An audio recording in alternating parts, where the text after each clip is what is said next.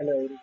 आज के क्लास में हम अपना 10th ग्रेड जो वाणिज्य वर्ग से वैकेंसी निकली है जीपीसीएस द्वारा, उसके लेक्चर को हम कंटिन्यू करने वाले हैं। इसका हमने पार्ट 1 पहले ही डिस्कस कर लिया है, जिसमें हम आपको मेंस में जो ऑब्जेक्टिव से सब्जेक्टिव में जो पेपर अब बदल दिया गया है उसकी हम तैयारी यहाँ पर करा रहे हैं। तो हमने जो पहला लेक्चर लिया था उसमें हमने आपसे अगर सिलेबस की हम अगर बात करें आपसे की, तो इसमें हमने लेखांकन का मीनिंग आपको बताया, हमने सिद्धांत के बारे में बताया, हमने मान्यताएं आपको बताई। इस लेक्चर में हम मान्यताएं कुछ रह गई थी, वो हम इस लेक्चर में थोड़ा सा कवर कर लेंगे, और लेखांकन प्रणाली क्या होती है, जनरल लेजर, ये सारी चीजें हम इस लेक्चर में कवर कराएंगे आपको। ठीक है, तो बने रहिए हमारे वीडियो में। ये सारी चीजें हमने ऑलरेडी डिस्कस कर ली। ठीक है, यहाँ पे हम रुके हुए थे। हम आपको कराते हैं कि लेखांकन की मान्यताएं क्या होती है। ठीक है, तो लेखांकन की मान्यताओं की हम बात करें तो पहली मान्यता होती है कि व्यवसाय इकाई की मान्यता, मतलब बिजनेस एंटिटी कंसेप्ट। इसका मतलब क्या होता है, जैसे कि मान लीजिए एबीसी लिमिटेड एक कंपनी एस्टेब्लिश करी गई। ठीक है, एबीसी लिमिटेड एक कंपनी बनाई गई, किसके द्वारा बनाई गई, मान लीजिए राम के द्वारा ये कंपनी एस्टेब्लिश करी गई। अब राम कोई खर्चे करता है, मान लीजिए राम ने चाय पे कोई खर्चा किया है ना, राम ने कोई कपड़े खरीद के लाया, राम कोई जो है मान लीजिए मकान खरीदता है, मकान खरीदा इसने, तो क्या इन चीजों को हम कह सकते हैं कि बिजनेस में शामिल होनी चाहिए? इसके नहीं भाई, हम ये मान कर चलते हैं कि जो इसका बिजनेस है ना, एबीसी एंटरप्राइजेस हम बोल सकते हैं, लिमिटेड की जगह हम बोल सकते हैं एंटरप्राइज, है ना।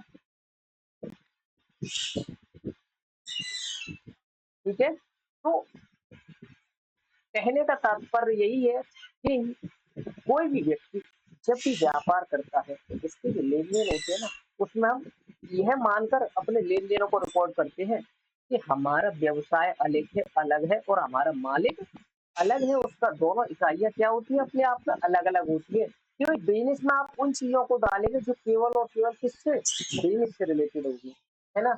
वहीं हम हमारे जो पर्सनल खर्चे होंगे वो हम अलग लिखेंगे, न कि बिजनेस की रिकॉर्ड में। ठीक है, क्लियर है बात। यानी बिजनेस एंटिटी कंसेप्ट या फिर व्यवसाय इकाई की मान्यता का मतलब होता है कि व्यवसाय और मालिक दोनों आपस में क्या होते हैं, अलग अलग होते हैं। ठीक है, उसके बाद हम बात करें तो लगातार संचालन की मान्यता। जब भी आप कोई भी व्यापार करते हैं शुरू, है ना, आपने एबीसी एंटरप्राइजेस खोली, तो हम ये मानकर चलते हैं कि ये क्या है, अनलिमिटेड पीरियड तक चलती रहेगी। ठीक है, अनलिमिटेड पीरियड तक चलती रहेगी। ठीक है, यानी व्यवसाय हमारा कभी भी खत्म नहीं होगा, हम यह मानकर अपना व्यवसाय चालू करते हैं। इंग्लिश में देखो लिखा हुआ गोइंग कंसर्न, है ना। गोइंग का मतलब लंबी अवधि तक चलने वाला, अनवरत रूप से चलता रहेगा व्यवसाय, हमारा कभी भी समाप्त नहीं होगा। व्यापार हमारा हमेशा चलता रहेगा। इस मान्यता में हम यह मानकर अपना व्यवसाय जारी रखते हैं। ठीक है, अगला क्या है, लेखांकन अवधि की मान्यता। भाई अब मान लीजिए आप कोई व्यवसाय कर रहे थे, है ना, आपकी कोई एबीसी एंटरप्राइजेस थी। अब आपने 2025 में कोई व्यापार आप कर रहे हैं। ठीक है, अब आप देखेंगे कि अपना जो वर्ष होता है ना, वो 1 अप्रैल से शुरू होता है और 31 मार्च पे क्या हो जाता है, खत्म हो जाता है। तो हम अगर माने यहाँ पर, तो देखो देखो अप्रैल हमारा शुरू हुआ हो गया 2024 से मानो है, और ये 31 मार्च 2025 से हमारा वर्ष समाप्त हो गया होगा। अब आप ये जानना चाहो कि मैंने जो है लाभ कमाया अपने व्यापार में या फिर मुझे हानि हुई, तो इस बात की जानकारी हम कहाँ से पता कर सकेंगे, कि एक समय अवधि को लेकर जब हम चलेंगे तो, है ना। अब आप ऐसे तो जानकारी नहीं ले सकते हो कि आपको कितना लाभ हुआ या हानि हुई, लेकिन जब आप ये जानना चाहोगे ना कि मुझे कितना व्यापार में लाभ हुआ या हानि हुई, तो उसके लिए एक टाइम पीरियड डिसाइड करना होगा आपको, है ना।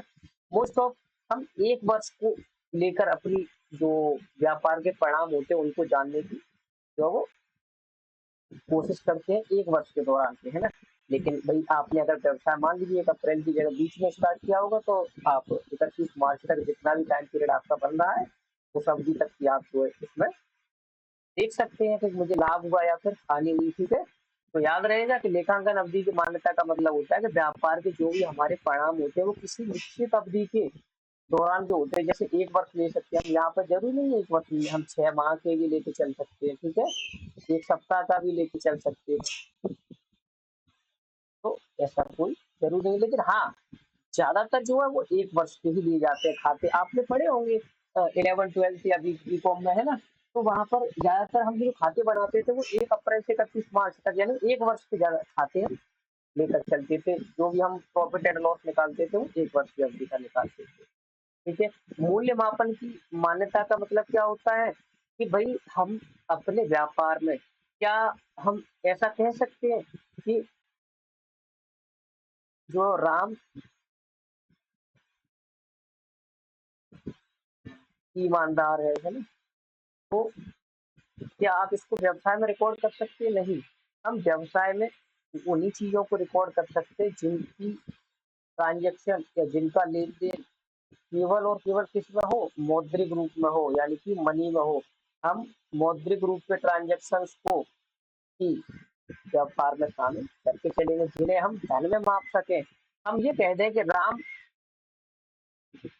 राम ने 1 लाख रुपए से व्यापार शुरू किया, 1 लाख से व्यापार शुरू किया, है ना, तो इस चीज को हम मॉनेटरी टर्म में मेजर कर रहे हैं, यानी मौद्रिक रूप से व्यक्त करके चल रहे हैं कि 1 लाख से व्यापार शुरू किया है, या कोई भी चीज इसने परचेज करी होगी, ये मान लो आप, तो ये चीज हमारे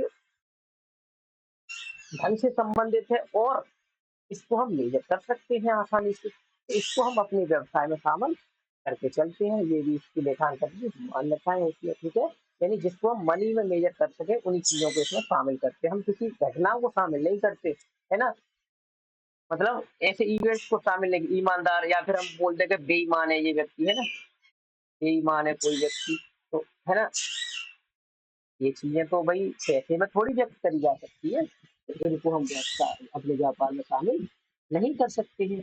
क्लियर है बात? अब भाई आपकी ये मान्यताएं तो हुई खत्म, है ना, इसके बाद हम बात करें आगे, जो नेक्स्ट टॉपिक है हमारा आज की क्लास का, वो है दोहरा लेखा प्रणाली। सबसे पहले तो मैं आपको एक बात बता दूं, आप कि जब भी हम दोहरा लेखा प्रणाली की बात करते हैं, आप कई बार ये पढ़ के आए हुए डेबिट और क्रेडिट, है ना, डेबिट और क्रेडिट पढ़ के आए होंगे,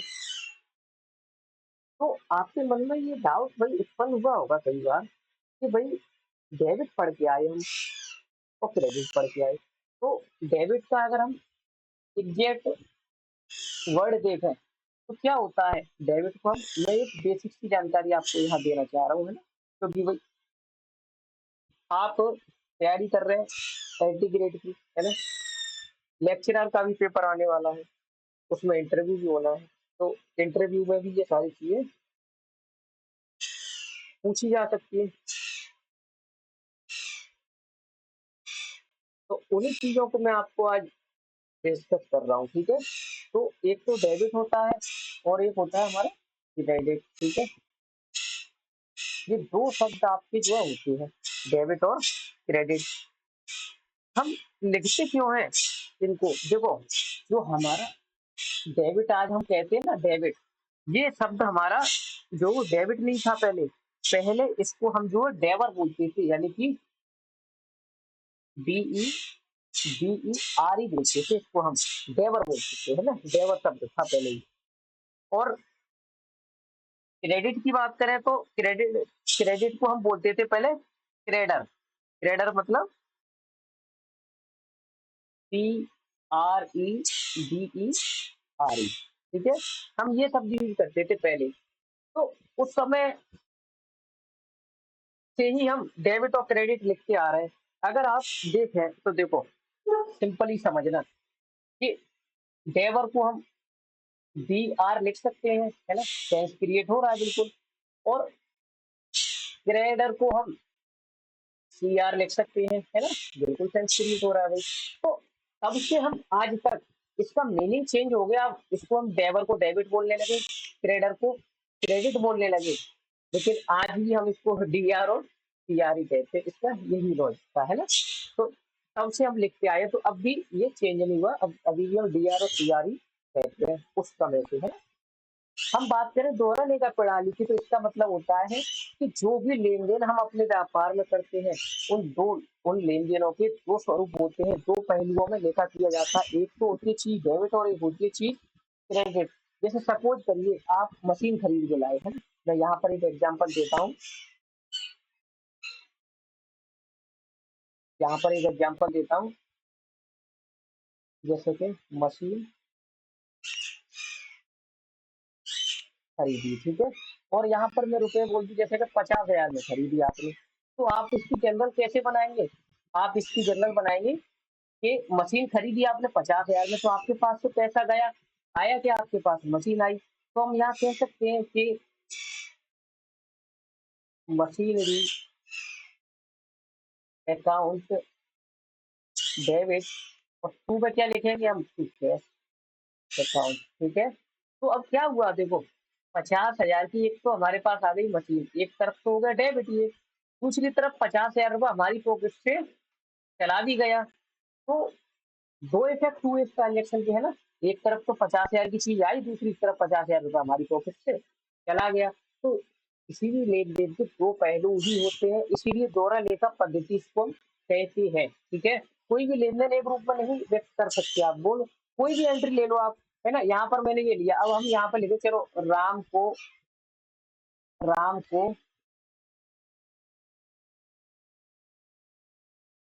पैसे दिए, ठीक है। मैं ये कहूँ आपसे, तो आप इसको कैसे जो है जनरल बनाएंगे इसका। तो आप इसका जनरल ऐसे ही तो बनाएंगे कि राम को पैसे दिए, तो पाने वाला कौन है, राम। तो यहाँ एंट्री बनाएंगे हम, Ram account debit to cash, यही बनाएंगे इसका, क्योंकि ठीक है पैसा गया है। अब 10,000 रुपये मान लीजिए हमने राम को दिया, तो इसको भी वही दो तरीके से हम बोल सकते हैं कि एक तरफ तो राम को वो पैसे मिले, तो वो हम डेबिट करेंगे अपने खाते, है ना, उसके खाते से। अब मतलब अपने खाते से डेबिट करके उसके में डेबिट लिख देंगे। दूसरा, हमारे पास से कैश गया है 10,000 रुपये, तो एक तरफ कैश को क्रेडिट कर दिया हमने, है ना। सिंपल सी बात है। तो हर एक लेन देन में ना दो ही ट्रांजेक्शन होते हैं। किसी को वेतन दिया, हम ये कह सकते हैं जैसे कि वेतन दिया, तो इसका जनरल कैसे बनाएंगे हम, इसका जनरल बनाएंगे हम सैलरी अकाउंट डेबिट और टू कैश। कोई भी ट्रांजेक्शन आप ले लीजिए, हर ट्रांजेक्शन को दो ही एस्पेक्ट से हम देखते हैं, ठीक है। एक तरफ डेबिट होता है, दूसरी तरफ वो क्रेडिट करते हैं। इसकी विशेषताओं की बात करें हम यहाँ पर, तो प्रत्येक लेन देन का दोहरा प्रभाव होता है, जो कि मैंने आपको एग्जाम्पल के थ्रू आसानी से बता रखा है। हर डेबिट का समान राशि क्रेडिट होता है। मैंने यहाँ राम को 10,000 दिया, तो अपने खाते से 10,000 काटा भी तो मैंने, है ना। मैंने मशीन परचेज करते समय 50,000 डेबिट किया, तो 50,000 क्रेडिट भी तो किया है। तो राशि जो होती है ना, वो सेम होती है डेबिट और क्रेडिट की, ठीक है। इससे खातों में पूर्णता और सटीकता बनी रहती है, कि भाई ये कंफ्यूजन नहीं होता आपके मन में कि एक साइड ज्यादा आ रहा है टोटल, एक साइड क्रेडिट कम आ रहा है, मतलब ये नहीं रहता है कि लास्ट में आके जब भी आप देखेंगे तो दोनों साइड है, आपकी क्रेडिट साइड और आपकी डेबिट साइड दोनों क्या रहनी चाहिए, इक्वल रहनी चाहिए। और रहेगी भी, क्यों, क्योंकि दो एस्पेक्ट से आप चल रहे हैं और दोनों जगह पे समान राशि आप लिखते चल रहे हैं, ठीक है। अब बैलेंस शीट तुलन पत्र आसानी से बनाई जा सकती है भाई। हम जब दो जगह कोई भी चीज लिख के चल रहे हैं, एक तरफ डेबिट और दूसरी तरफ क्रेडिट, तो भाई हम कंपैरिजन करना हमें आसान हो जाता है, बैलेंस शीट आसानी से बनाई जा सकती है।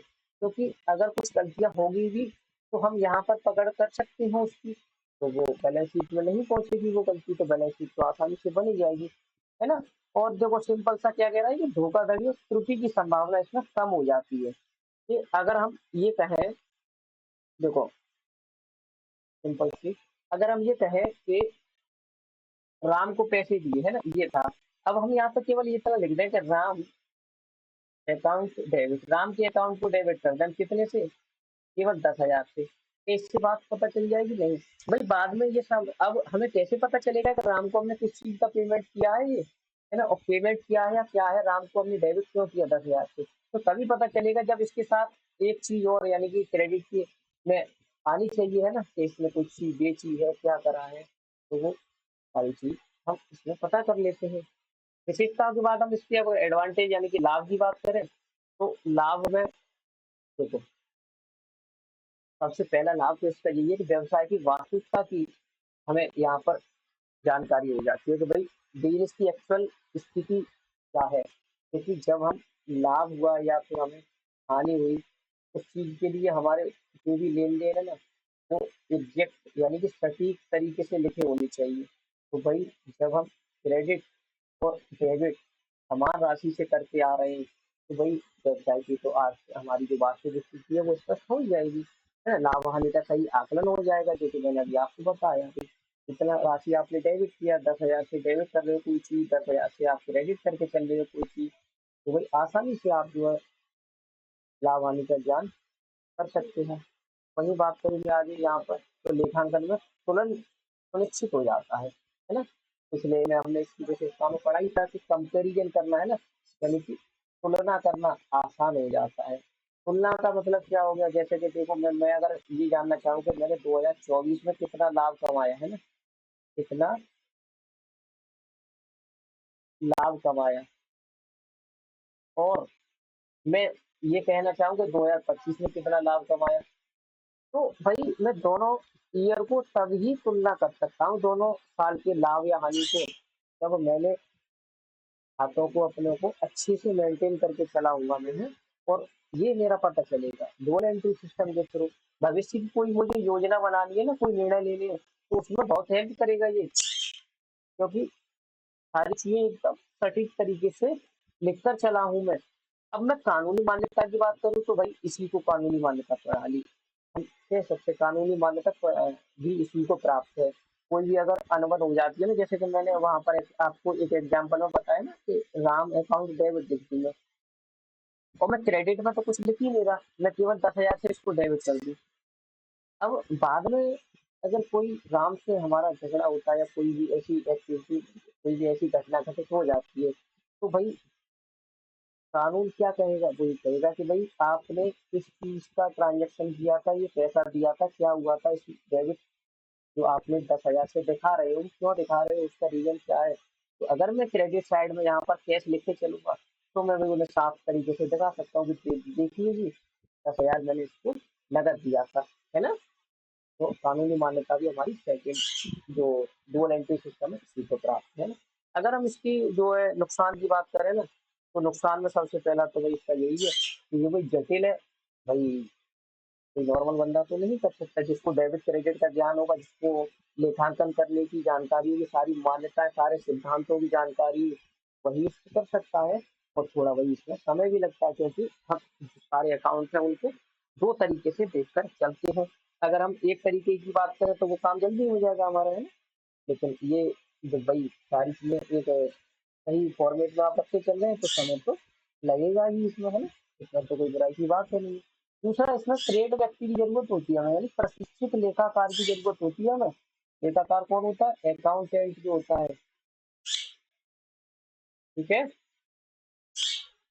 ये नॉर्मल बंदा इस काम को नहीं कर सकता, इसलिए इसका ये दोष भी है कि भाई हमें एक ट्रेंड व्यक्ति चाहिए, हमें एक ट्रेड व्यक्ति की जरूरत है।